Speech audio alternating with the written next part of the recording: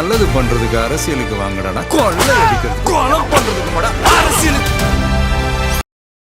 எனக்கு இந்த வீட்டுல நிம்மதி இல்ல, ஒண்ணும் இல்ல. அவ யார் உங்களுக்கு? உட்கார்ந்து பேசலாம். கையை எடுக்க சொன்னேன். எனக்கு வல்ல நாள் நீங்க மரியாதை தந்ததுண்டா. அப்ப இதே கொல்ல பாக்குது. உடச்சனே பெட்டி விடுங்க. புதிய பெட்டி. பெரிய பேக் என்ன துணி மொத்தத்தை எடுத்துட்டு போ. வராத போ போ. ஓ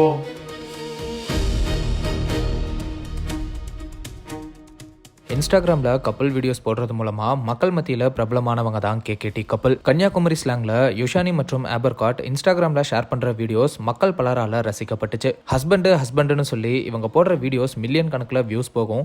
இப்படி இவங்க கிரியேட் பண்ணுற வீடியோஸ் பார்த்துட்டு இப்போ வரைக்கும் 1,00,000 பேர் இவங்கள ஃபாலோ பண்ணுறாங்க. இந்த ஒரு சூழ்நிலையில் யுஷானி கணவர் மற்றும் அவரோட மொத்த குடும்பம் மேலேயும் போலீஸில் புகார் கொடுத்துருக்கிறது அவங்க ஃபாலோவர்ஸ் மத்தியில் அதிர்ச்சியை ஏற்படுத்தியிருக்கு. கன்னியாகுமரி மாவட்டத்தை சேர்ந்த இவங்களுக்கு 2023 திருமணம் நடந்திருக்கு. கணவர் சவுத் ஆப்பிரிக்கால ஒர்க் பண்ணவே கல்யாணமான கையோட இவங்க சவுத் ஆப்பிரிக்கா போயிட்டாங்க. பிரெக்னென்ட் ஆனதுக்கு அப்புறம் தமிழ்நாடு வந்த இவங்க இங்க இருந்து கப்பலா ரீல்ஸை ஷேர் பண்ணிட்டு வந்தாங்க. இவங்களுக்கு 2024 டிசம்பர் மாசம் குழந்தை பிறந்திருக்கு. பிரெக்னென்ட்டா இருக்கும்போது எல்லாத்தையுமே வீடியோவா ஷேர் பண்ண இவங்க குழந்தை பிறந்ததுக்கு அப்புறம் இன்ஸ்டாகிராம்ல பெருசா வீடியோ ஷேர் பண்ணல.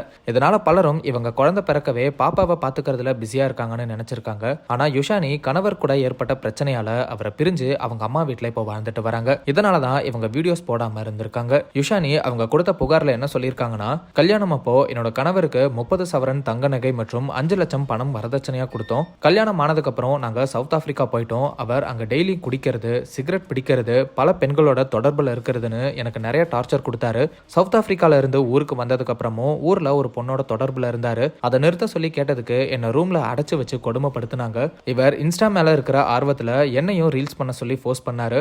ப்ரொமோஷன் மூலமா வர பணத்தையும் அவர் மற்றும் அவரோட அம்மா அக்கௌண்ட்டை தான் வச்சிருப்பாரு. நான் பிரெக்னெண்டா இருந்தப்போ கூட ரீல்ஸ் போட சொல்லி கட்டாயப்படுத்தினாரு. நான் அது முடியாதுன்னு சொன்னதுக்கு வீட்டுல இருந்து இன்னும் 10 லட்சம் வரதட்சணை வேணும்னு கேட்டு கொடுமைப்படுத்தினாரு. கோவாக்கு கூட்டிட்டு போய் ரீல்ஸ்ல நடிக்க சொல்லி என்னோட கணவர் அடிச்சு துன்புறுத்தினாரு. அவரோட அம்மாவும் ரீல்ஸ் பண்ணி பையனுக்கு சம்பாதிச்சு கொடுன்னு கட்டாயப்படுத்தினாங்க. இந்த பிரச்சனையால தான் இப்ப பிரிஞ்சு வாழ்றேன்னு சொல்லி யுஷானி அவங்க கணவர், மாமியார், மாமனார் மற்றும் கணவரோட சகோதரர்னு இவங்க 4 பேர் மேல புகார் கொடுத்திருக்காங்க. காவல்துறையும் இவங்க மேல கொலை மிரட்டல், வரதட்சணை கொடுமைன்னு 4 பிரிவுக்கு கீழே வழக்கு பதிவு பண்ணி தலைமறைவா இருக்கிற ஆபர்காட் குடும்பத்தை தேடிட்டு இருக்காங்க அப்படிங்கிறதும் குறிப்பிடத்தக்கது. இன்ஸ்டாகிராம்ல பாசமா வீடியோவை ஷேர் பண்ற பலரும் உண்மையா அப்படி இல்லைன்னு சொல்றதுக்கு எடுத்துக்காட்டாதான் இந்த சம்பவம் அமைஞ்சிருக்கு அப்படிங்கிறது தான் பலரோட கருத்தா இருக்கு.